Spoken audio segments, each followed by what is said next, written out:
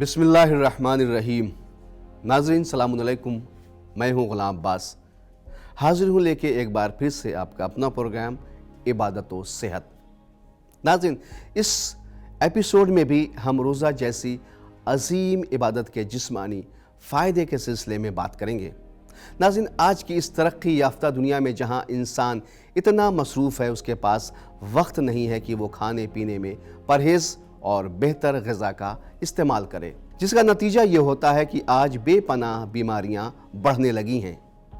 लेकिन इन तमाम बीमारियों से बचने का एक बेहतर ज़रिया फास्टिंग यानी रोज़ा भी है। फास्टिंग यानी कुछ वक्त के लिए अपने आप को खाने पीने से रोक लेना।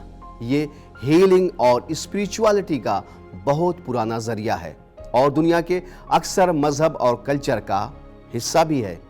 एंशिएंट ग्रीक फिजिशियन हिप्पोक्रेटिस, जिन्हें फादर ऑफ मॉडर्न मेडिसिन भी कहा जाता है, हिप्पोक्रेटिस जिन्होंने पुराने तरीके से इलाज को छोड़कर नए तरीके से इलाज करना शुरू किया, जो तरीका आज दुनिया के बड़े मुल्कों ने अपनाया है या बड़े मुल्कों में अपनाया जाता है। इनके इलाज का एक अहम तरीका फास्टिंग और एप्पल विनेगर भी था, यानी फास्टिंग और सेब के सिरके से भी इलाज किया करते थे। उन्होंने एक जगह पर लिखा, बीमारी के वक्त में खाना बीमारी बढ़ाने की तरह है। इसी तरह से great Greek philosopher and polymath, father of biology, जिन्हें दुनिया एरिस्टोटल के नाम से जानती है, ये भी फास्टिंग के कायल थे।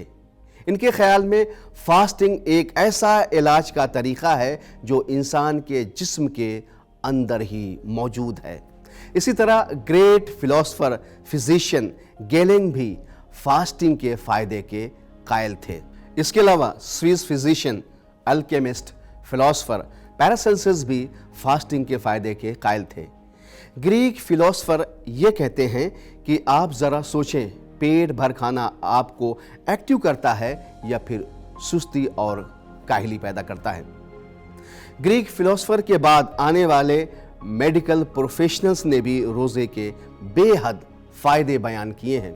लेकिन हम यहाँ याद दिलाना चाहते हैं कि फास्टिंग, डाइटिंग और स्टार्वेशन में फ़र्क है। स्टार्वेशन का मतलब होता है कि जहाँ इंसान को खाने पीने की चीज़ें ना मिले, मजबूरी में इंसान भूखा रहे, जबकि फास्टिंग में ऐसा नहीं है, बल्कि फास्टिंग में ये होता है कि इंसान चाहे तो खा पी सकता है, लेकिन उसने अपनी मर्जी से खाना पीना छोड़ा है।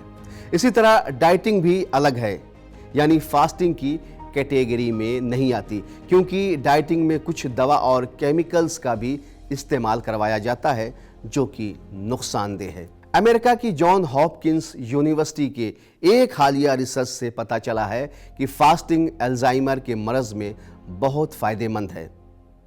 इसी तरह 2017 में एक अमेरिकी जर्नल ऑफ क्लिनिकल न्यूट्रिशन में पब्लिश्ड होने वाले एक आर्टिकल के मुताबिक रोज़े से दिल की बीमारियां, blood pressure, joint pain, obesity में बहुत ज़्यादा फ़ायदा हुआ है।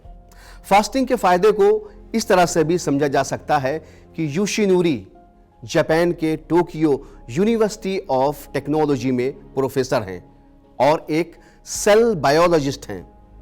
इन्हें 2016 में कैंसर के इलाज में नोबेल प्राइज़ दिया गया।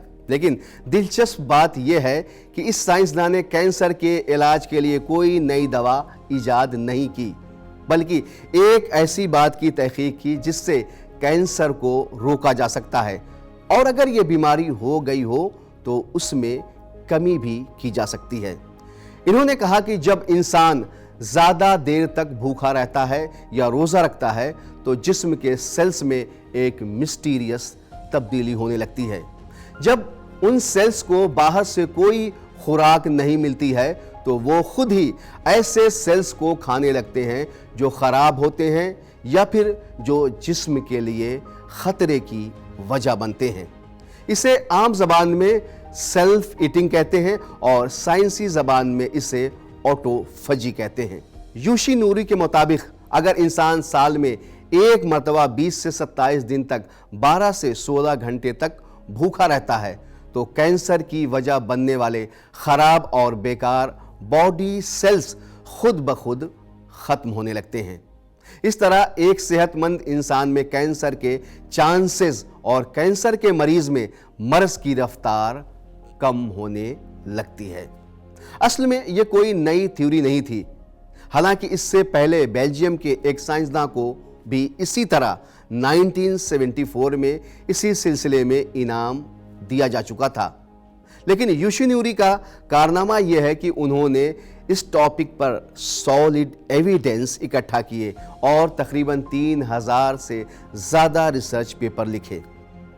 उन्होंने यह भी साबित कर दिया कि बेकार ह्यूमन सेल्स पूरी तरह कैसे सही होते हैं और नए सेल्स किस तरह से वजूद में आते हैं।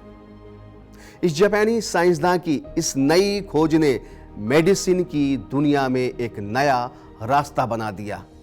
इसके साथ इस थ्योरी ने उन लोगों के दरमियान भी खुशी पैदा कर दी जो सदियों से फास्टिंग करते चले आ रहे थे।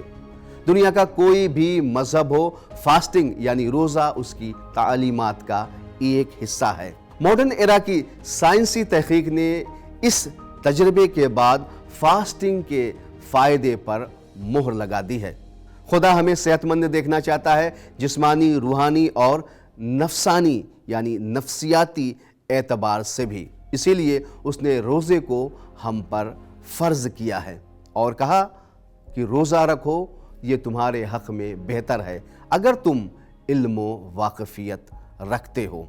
तो नाज़रीन, ये था आज का हमारा एपिसोड जिसमें हमने आपको रोज़े के जिस्मानी फ़ायदे के बारे में बताया। लेकिन वक्त की कमी की वजह से आज हम फिर अपने इस एपिसोड को यहीं पे रोकते हैं। इंशाअल्लाह आपसे हमारी फिर मुलाकात होगी अपने इस प्रोग्राम के नेक्स्ट एपिसोड में। तब तक के लिए मुझे इजाज़त दीजिए। खुदा हाफिज़।